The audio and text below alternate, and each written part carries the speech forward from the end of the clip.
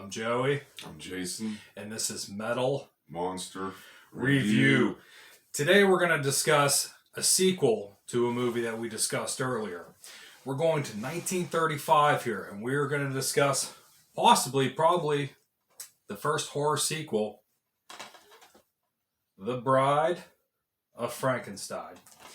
It was 4 years after the original Frankenstein movie was filmed.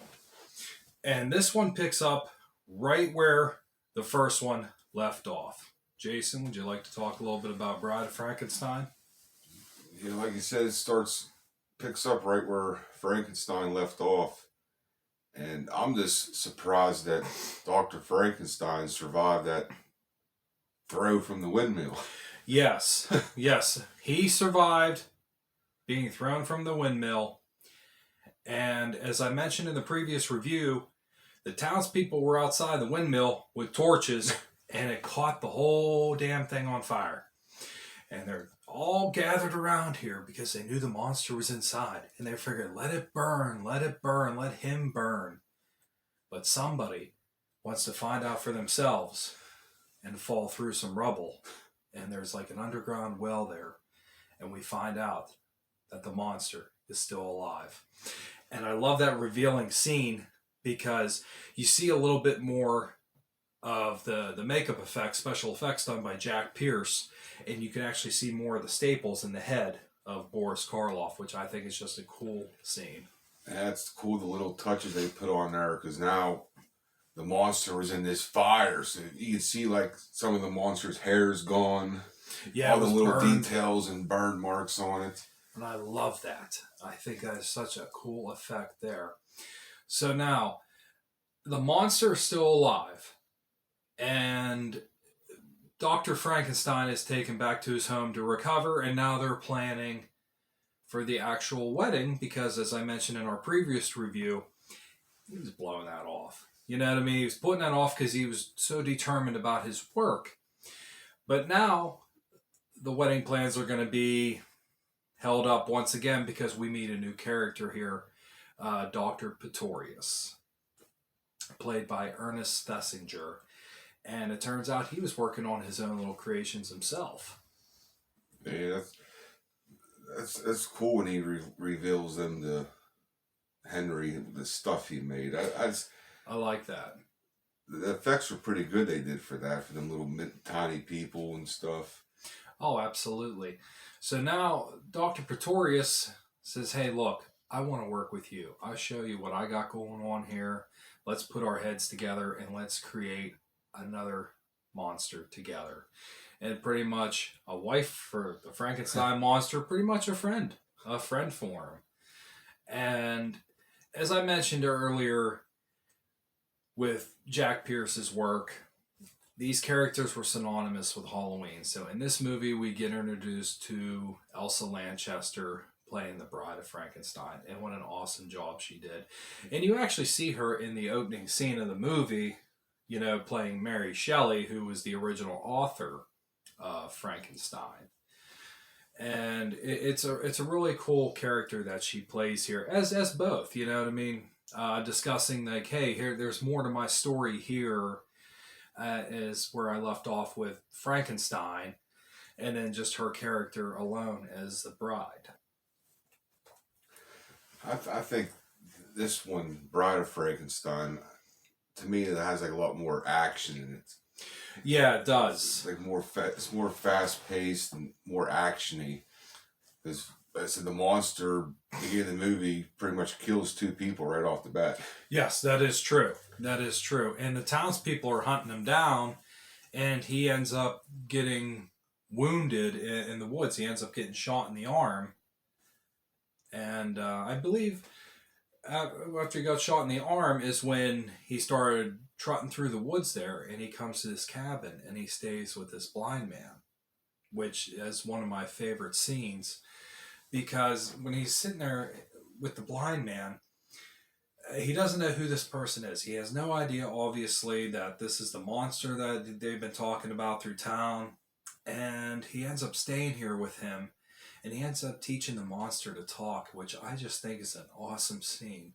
And you could see the great acting ability of Boris Karloff, with the monster, friend and bread and fire and wood. It's almost like a really endearing scene. Do you think?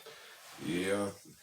I, so when the movie first starts out, the monster is sort of an asshole. Yeah, He yeah, it kind of is. kills Yeah, the I two can't. people, then pushes a boulder on some people. Like you got in the first movie, you sort of when he was brought to life, you had sympathy for him. But in this one, it starts out he's pretty much an asshole. But then once when you brought up you met the blind man, then you start feeling the sympathy for him because this blind guy's treating him normal, not screaming at him, or he's actually treating him like a human being. And also in this one too, the monster gets a little perspective of himself because he looks at his own reflection in the pond there, and he just kind of shakes the water over because he doesn't know what the hell he's seeing, but he's actually seeing his reflection for the first time, which I thought was pretty neat too. You know what I mean? So from here, these two hunters that are in the woods end up coming up to the village, or where the cabin, excuse me, up to the cabin where the blind man is staying, and they try to kill the monster. They end up saying, look, this is the fiend that has been running through the village and running through the woods is Frankenstein's creation. And the cabin ends up burning down. And they get the blind man out and the monster's back on the loose. Well, he ends up going through a cemetery there into a vault where Dr. Pretorius is just sitting there hanging out, having a drink, having a smoke, and pretty much, where he's bringing parts for his own creation. And I love this character, Dr. Pretorius. Yeah. I mean, he's almost like a bigger villain than anybody else in his own way. And he's not even like terrified of the monster. He creeps out. He don't even care. No, he didn't. Zero shits given here because once he's seen the monster, he's like, oh, I thought I was alone. You know what I mean? And he ends up utilizing the monster against Frankenstein because Pretorius wanted Frankenstein to work with him. And Frankenstein's like, look, I learned my lesson. Things went south on this real fast. I'm just getting worried about my wedding and I'm moving on. Hey, I'm going to let this thing go. Well, Pretorius is hell-bent on having him with him, so he decides to utilize the monster against Frankenstein, and they end up kidnapping Frankenstein's fiance, and they're holding her captive, which that just shows you, you almost have a bigger monster here just by Pretorius alone than the actual creation of Frankenstein itself. So Frankenstein ends up working with Pretorius, and I think they did work well together. Yeah. You know what I mean? And we do see Dwight Fry once again, but he's playing a different character in this. He was Fritz in the original. Now he's Carl. Yeah, he's Carl. So they send Carl off to rob graves and pretty much, get the parts of whatever they need for their experiments. And when it's all said and done, you're revealed to Elsa Lanchester's character as the bride of Frankenstein. Well, how do you think she reacted with the monster when she first saw him? Oh, she didn't like him. No, not at all. She did not like him. It didn't react well. And that's the thing. You often see these characters together, you know what I mean? And it's like, like the Frankenstein and Bride of Frankenstein, like they were made for each other. And essentially they were, but she rejected him. Yeah. She did not like him. It seems like she took more into Dr. Frankenstein because she went to him for comfort. Yeah, she did. And I like that you brought that point up because as soon as she was introduced to the Frankenstein monster as Boris Karloff's character, she backed away in ghastly horror and pretty much embraced, Colin Clive's character in this. So they kind of took her away to diffuse the situation. And it's like you almost feel bad for the monster, because he was so eager to have a friend and have somebody who was made just for him and made just like him. And when he, you know, takes her hand there and he's stroking her hand or whatever, she backs away from him. And he's like, she hates me. And you almost feel like sorry for him. You really do.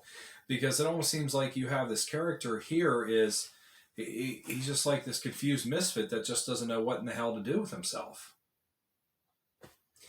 But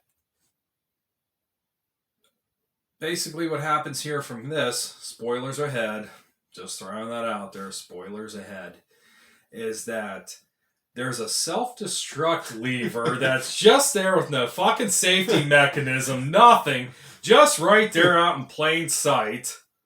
Well, you need one. Yeah, well, I guess you have to have a If self-destruct you're going button to be a mad somewhere. scientist, you need a fucking self-destruct lever. But just left it out in the open like that. Like, look, there's no safety. Well, I mean, see, bumped right into it. You know, the whole damn building blows up.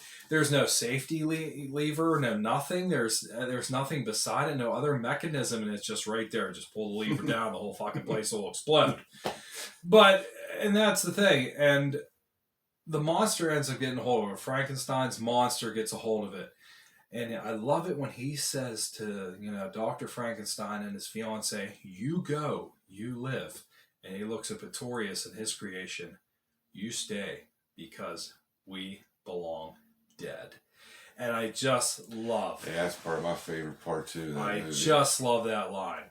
So what we had here is, look, you had some really groundbreaking stuff with Frankenstein, and I highly recommend that. But in some ways, I feel that Bride is a little more superior in the film.